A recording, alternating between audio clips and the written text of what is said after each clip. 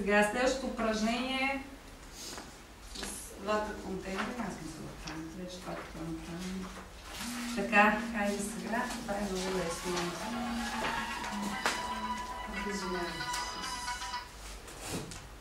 Може да си говорите по телефона, се притеснявате, може навънка или ако е кратко, ако е нещо спешно. Не знам, нещо неизвестно. В смисъл, не се... Тук искам средата да е приятел, за да не се притеснявам. Така.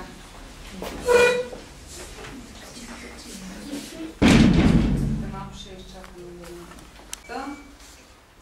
Хващаме си материала.